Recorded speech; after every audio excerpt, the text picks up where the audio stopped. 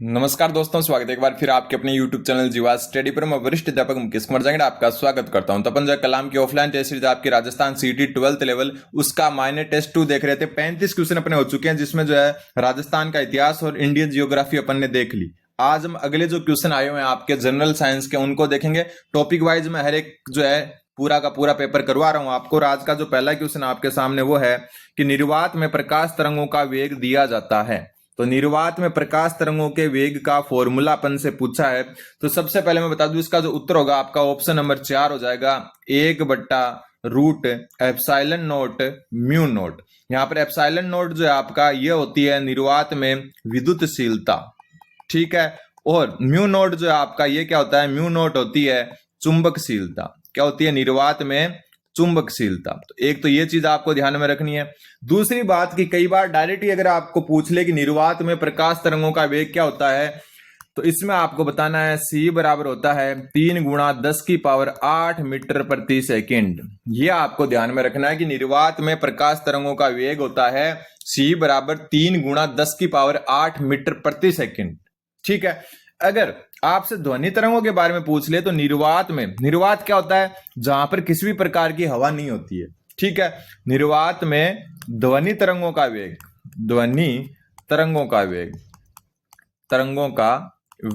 तो निर्वात में जो है आपका ध्वनि तरंगों का वेग 0 होता है। इंपॉर्टेंट बनता है, ध्यान रखना कि निर्वात में ध्वनि तरंगों का वेग बिल्कुल 0 होता है। 0 का मतलब कि ध्वनि तरंगें कौन सी होती है, माना कि अपन ने बोला कुछ, वो दूसरे को सुनाई नहीं देगा, चाहे अंतरिक्ष हो या निर्वात हो, ठीक। अंतरिक्ष एक प्रकार का निर्वात ही होता है। और निर्वात में प्रकाश तरंगों का वेग C बराबर 3 × 10⁸ मीटर प्रति सेकंड होता है, जिसको प्रकाश का वेग कहते हैं अपन।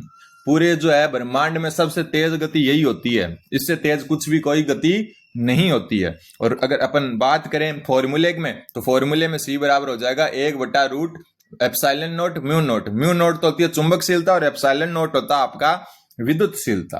अगला क्वेश्चन नंबर 37वां क्वेश्चन है आपका कि प्रकाश के परावर्तन के लिए निम्नलिखित कथनों पर विचार कीजिए। कर लेते हैं। सबसे पहले आपतन कोण व परावर्तन कोण का मान सदैव बराबर होता है। तो देखो इसको अगर अपन समझे चित्र से, तो ये आपका क्या है, दर्पण है। क्या है, दर्पण है। अब इस दर्पण पर एक यहां से आपतित किरण आ रही है और इधर से परावर्तित हो रही है, बीच में होता है अभिलंब। इसको कहते हैं आपतित किरण, ठीक है। इसको कहते हैं अभिलंब, ठीक है। और इसको कहते हैं परावर्तित किरण, ठीक है। और यह आपका यहां कोण होता है, इसको कहते हैं आपतन कोण। और यहां जो कोण होता है इसको कहते हैं परावर्तन कोण।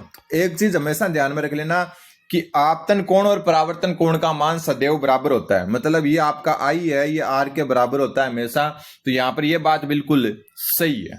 फिर आपतित किरण, परावर्तित किरण और अभिलंब तीनों है ना। देखो आपतित किरण है, अभिलंब है, परावर्तित किरण है, तीनों परस्पर लंबवत तल में स्थित होते हैं। तो यह बात बिल्कुल गलत है। आपतित किरण, परावर्तित किरण तथा अभिलंब तीनों एक ही तल में होते हैं, एक ही तल में स्थित होते हैं, समान तल में स्थित होते हैं। तो यह क्या हो गया, आप क्या गलत हो गया, ठीक है। तो यहां पर आपका कथन 1 तो सही है और कथन 2 क्या है, गलत है। जो भी स्टूडेंट पहली बार देख रहे हैं उनको मैं बता दूं कि आप जो है कलाम की टेस्ट सीरीज के सॉल्यूशन के लिए चैनल को सब्सक्राइब कर सकते हैं। और डेली 4:30 बजे अपनी लाइव क्लास आती है, जिसमें अपन हर एक टॉपिक के 25 से 30 क्वेश्चन एकदम डिटेल सॉल्यूशन के साथ हर एक ऑप्शन को अच्छे से क्लियर करके देखते हैं। वो क्लास भी आप जो है जाकर देख सकते हो। डेली 4:30 बजे आती है, कभी कोई काम होने की वजह से मिस हो सकती है, बाकी डेली 4:30 बजे आती है, ठीक है। और उस क्लास में आप जो है लाइव सेक्शन में जाके देखोगे तो बच्चों के कमेंट से ही आपको पता चल जाएगा कि क्लास कितनी जो है काम की है, कितनी काम की नहीं है। अगला क्वेश्चन नंबर 38। दर्पण X, कोई दर्पण X है, वाहनों के पार्श्व में ड्राइवरों को पीछे के ट्रैफिक को देखने के लिए लगाया जाता है। मान लो अपन जो गाड़ी चलाते हैं, साइड में जो शीशे लगे होते हैं ना, जो पीछे के दृश्य दिखाते हैं, ठीक है। तो इस दर्पण X तथा इससे बने प्रतिबिंब के लिए सत्य कथन का चयन कीजिए। बहुत अच्छी बात है। तो सबसे पहले मैं आपको बता दूं कि दर्पण जो है मुख्यतः 2 प्रकार के होते हैं। वैसे तो दर्पण कई प्रकार के होते हैं। मुख्यतः में कौन से आते हैं, एक तो अवतल दर्पण आते हैं। कौन से दर्पण आते हैं, अवतल दर्पण, और एक होता है उत्तल। इनके उपयोग मैं बता दूं। सबसे पहले अगर अपन बात करें अवतल दर्पण की, तो इसका उपयोग सबसे पहले सेविंग दर्पण के रूप में। सेविंग दर्पण मतलब जो नाई की दुकान पर अपने को दिखता है वो, ठीक है। 2 नंबर इसको दंत विशेषज्ञ यूज लेते हैं, ये भी कई बार आता है, दंत विशेषज्ञ द्वारा यूज लिया जाता है।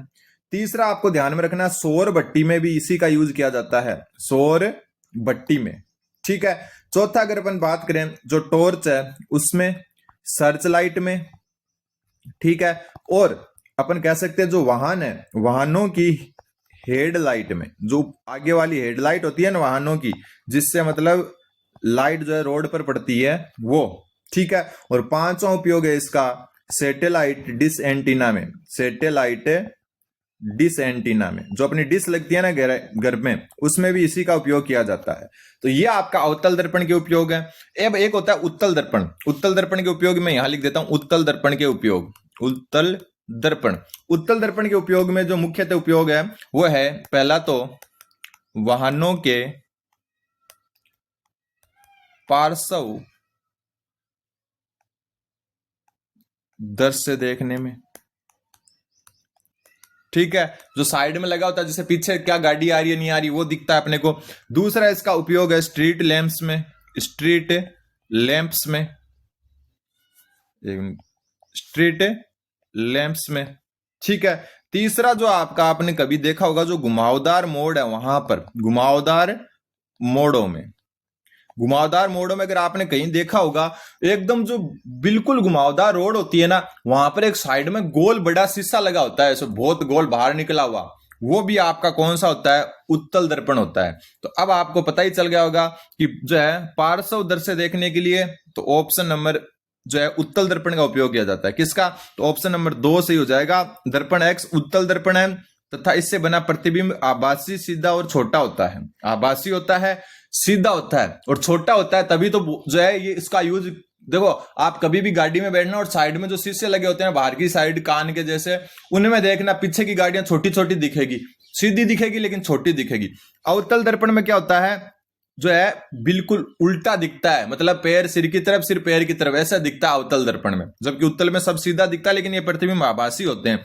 इसका जो है पहला तो गलत हो गया, दूसरा सही हो गया, तो यहां पर केवल 2 सही है। तो यहां से एक चीज ध्यान में रख लेना, गाड़ी की जो हेडलाइट है, देखो वाहनों की हेडलाइट में तो अवतल दर्पण यूज होता है, लेकिन जो पीछे के दृश्य देखने में कौन सा होता है, उत्तल दर्पण यूज होता है।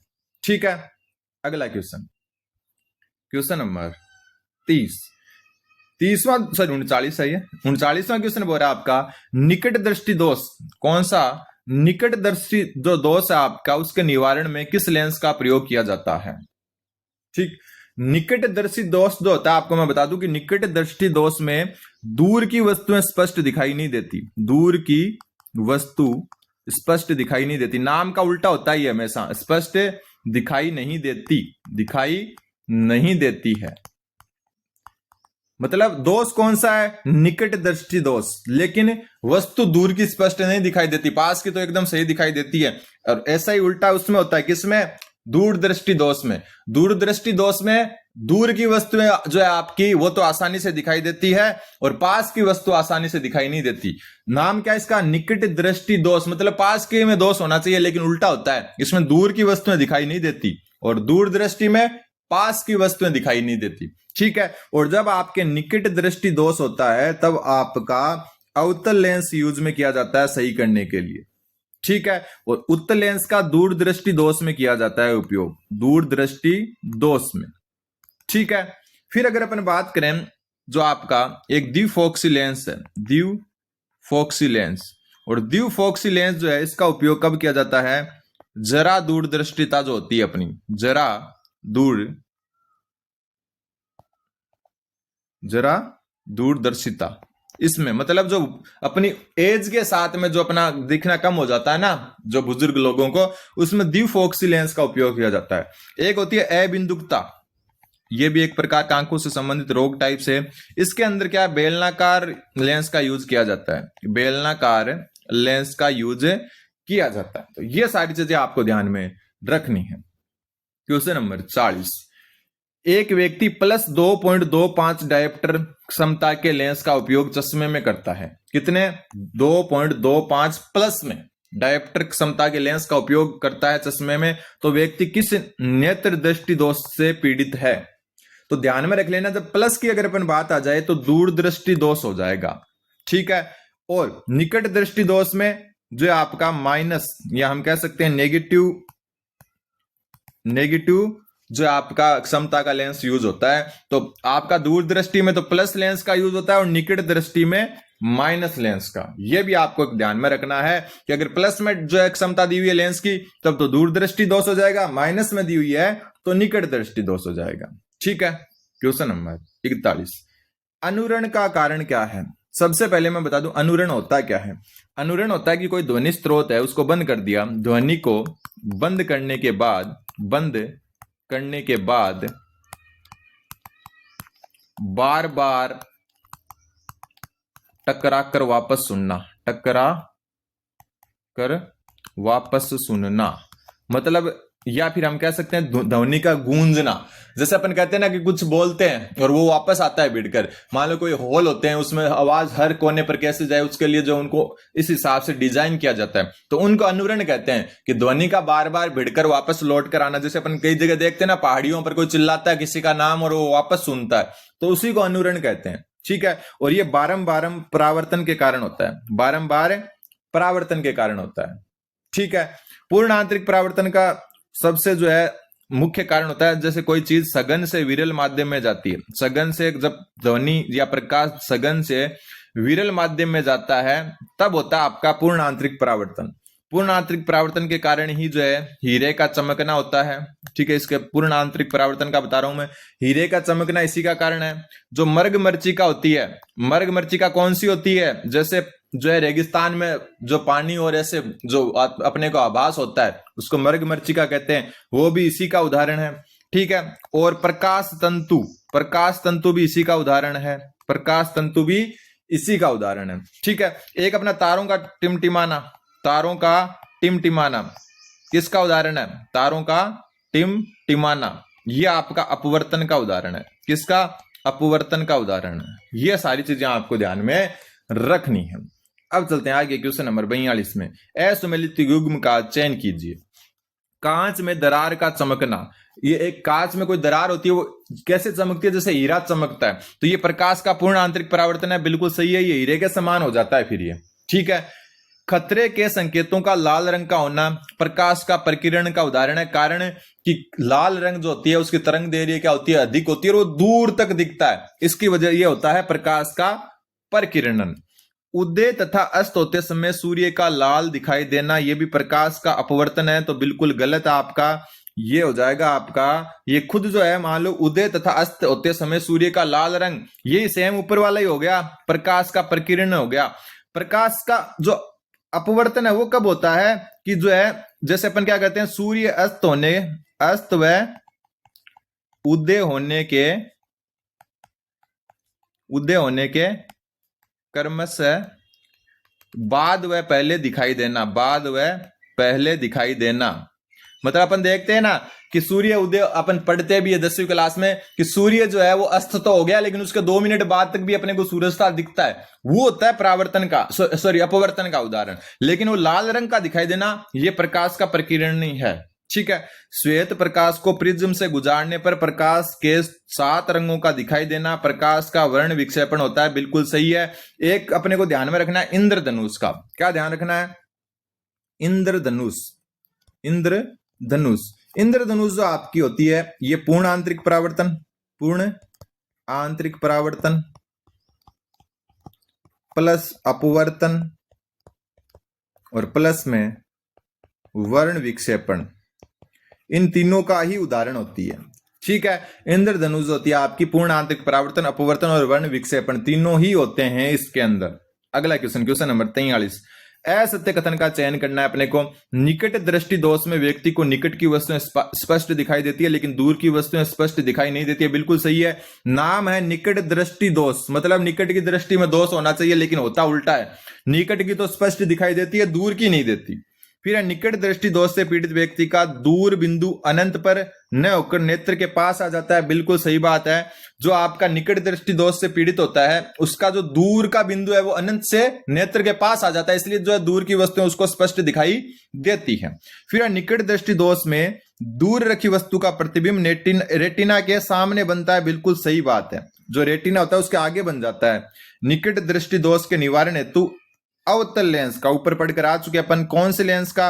अवतल लेंस का प्रयोग किया जाता है। उत्तल का दूरदृष्टि दोष में, दूरदृष्टि दोष में किया जाता है। ठीक है, तो ये आपका असत्य हो गया। क्वेश्चन नंबर 44, निम्न में से कौन सा पदार्थ लेंस बनाने में प्रयुक्त नहीं किया जाता? इजी क्वेश्चन है। लेंस बनाने में कौन सा पदार्थ? कांच का उपयोग किया जाता है, जल का, क्योंकि जल के जो है कांच में गोल में जल अगर भरते हैं तो वो लेंस का कार्य करता है। और प्लास्टिक का भी उपयोग कर सकते हैं, लेकिन मिट्टी का उपयोग नहीं कर सकते। ठीक है, अगला क्वेश्चन। अगला सूची 1 को सूची 2 से सुमेलित करना है। सबसे पहले दर्पण सूत्र। ध्यान में रखना कि दर्पण सूत्र और लेंस सूत्र में बस छोटा सा डिफरेंस होता है आपका, कि दर्पण सूत्र जो होता है इसमें तो प्लस का निशान होता है और इसमें माइनस का होता है यू और वी में।